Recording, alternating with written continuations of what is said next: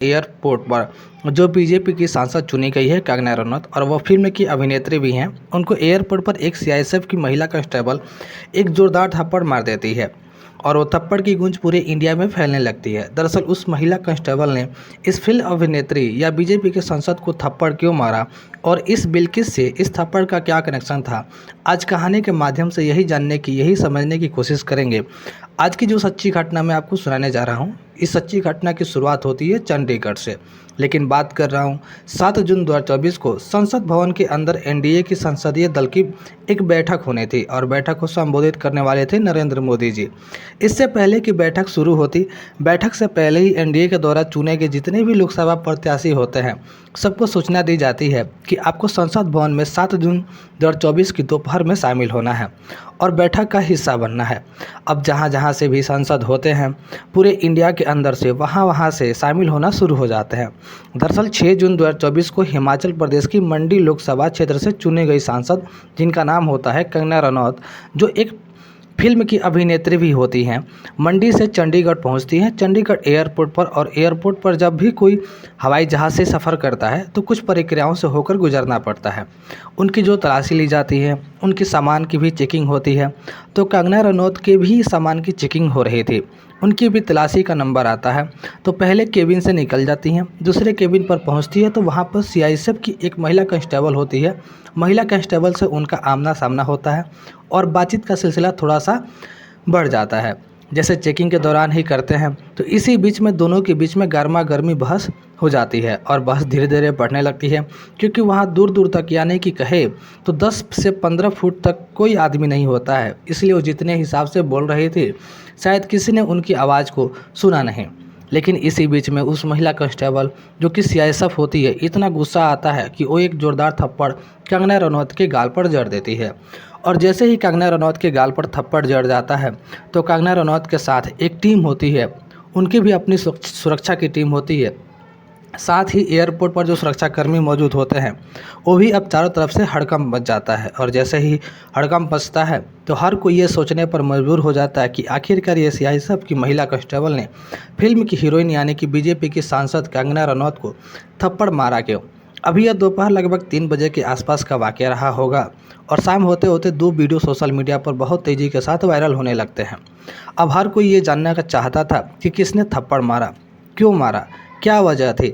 बहुत सारे सवाल थे, हर कोई इन सवालों के जवाब जानना चाहता था। दरअसल थप्पड़ मारने वाली जो महिला कांस्टेबल थी, उनका साल 2009 में सीआईएसएफ के लिए चयन होता है और उनका जो कार्यकाल था बड़े ही शानदार तरीके से चल रहा था। उनके ऊपर किसी तरह का विवाद नहीं था।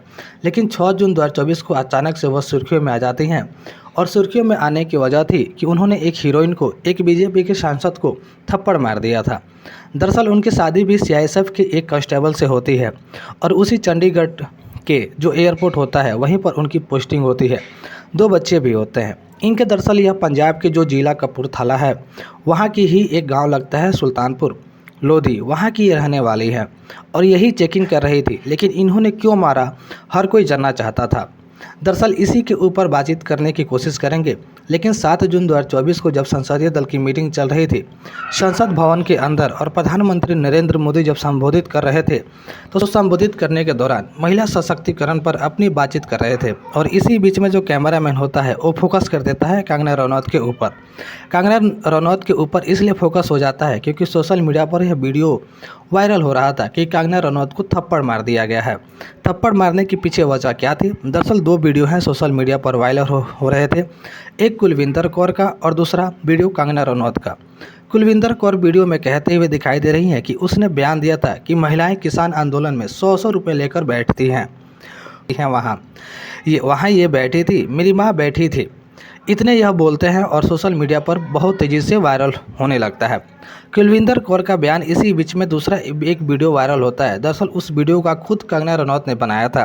वो कहती हैं कि मैं तो सुरक्षित हूँ, लेकिन मेरी चिंता पंजाब में बढ़ रहे उग्रवाद और आतंकवाद को लेकर है। इसे कैसे भी करके हैंडल करना पड़ेगा, बस इतना था। अब ये लड़ाई अभी तक तो महिला कांस्टेबल से थी, लेकिन अब ये लड़ाई पूरे पंजाब से शुरू हो जाती है। अब पंजाब से शुरू हो जाती है तो हर कोई इस मामले में अब कूदने लगता है। पक्ष हो विपक्ष हो, ये सभी लोग अपनी अपनी तरफ से प्रतिक्रियाएँ देने लगते हैं। दरअसल कहानी की शुरुआत जो कंगना रनौत के ऊपर जो बात आती है, 27 नवंबर 2020 की सुबह लगभग 10 बजे के आसपास उन्होंने उपहास उड़ाते हुए, मजाक बनाते हुए सोशल मीडिया पर एक फ़ोटो है, दरअसल जो महेंद्र कौर का फ़ोटो है। वह सिंधु बॉर्डर पर उन्होंने भारतीय जो किसान यूनियन थी, किसान यूनियन का झंडा पकड़ा हुआ था, उसी फ़ोटो को सीएए में बैठे एक बिल्किस नाम की औरत के फ़ोटो के साथ अटैच कर देते हैं। और करते हुए जब ये डाला गया तो इस पे उन्होंने कमेंट कुछ कर दिया और दोनों महिलाओं को शायद इन्होंने गलती हुई थी या धोखे हो, जैसे भी हुआ था, इन्होंने जब दोनों को फ़ोटो एक साथ किसानों का मजाक बनाते हुए किया तो यहाँ तक आरोप लगा दिया कि 100 रुपये लेकर यह महिलाएं इस धरना प्रदर्शन में शामिल हो जाती हैं। अब जब चारों तरफ से विरोध प्रदर्शन उठने लगा तब कहीं न कहीं ये गुस्से वाली बात तो थी। इसी गुस्से को 4 साल कुलविंदर कौर अपने मन में, अपने दिलों में, अपने दिमाग में भरे बैठे थे और अचानक से उन्हें पता नहीं था कि एक दिन ऐसा भी आएगा कि कंगना रनौत 4 साल के बाद उनके सामने पड़ जाएंगे, वो भी चंडीगढ़ एयरपोर्ट पर। और दरअसल कुलविंदर कौर का यह दावा था कि उनका यह कहना था कि सिंधु बॉर्डर पर जो धरना प्रदर्शन चल रहा था किसानों का, उसमें उसकी माँ भी शामिल थी और उसकी माँ ने तो किसी से 1 रुपये भी नहीं लिए थे, लेकिन तुम मेरी माँ को ऐसे कैसे बदनाम कर सकती हो। इसी बात को लेकर गुस्सा था, लेकिन उन्होंने जो ट्वीट किया था शायद जल्दीबाजी में कर दिया था। उन्होंने बिल्किस और महेंद्र कौर को एक साथ मर्ज करते हुए 100 रुपये में इस तरह से आरोप लगाया था। हालांकि उन्होंने अपना ट्वीट बाद में डिलीट करते हुए इस तरह की बातें कही थी, लेकिन तब कहते हैं कि जब हाथ से तीर निकल जाता है तो वह फिर कभी वापस मुड़कर नहीं आता और इस मामले में आगे बढ़ जाता है। अब थप्पड़ लग जाता है, थप्पड़ की गूंज पूरे इंडिया में फैल जाती है। हर कोई इस मामले में जानना चाहता था कि आखिरकार होगा क्या।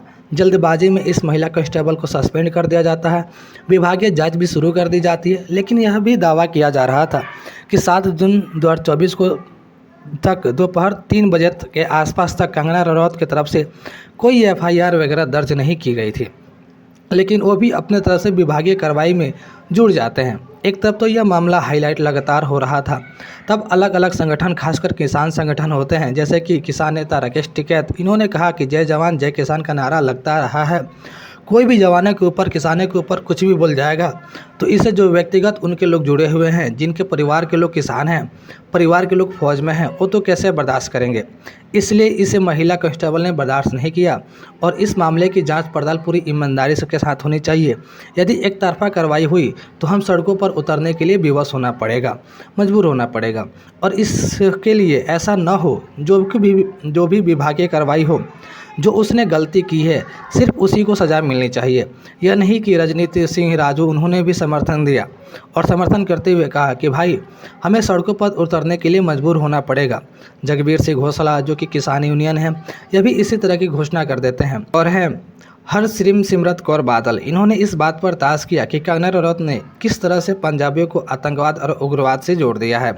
इसका क्या मामला है, क्या मतलब है। अब जैसे जैसे ये बयान वायरल हो रहा था, वैसे वैसे पंजाब के लोगों में उबाल फैलना शुरू हो जाता है। अब कहीं ना कहीं कंगना रनौत के साथ हुआ था, गलत ही है।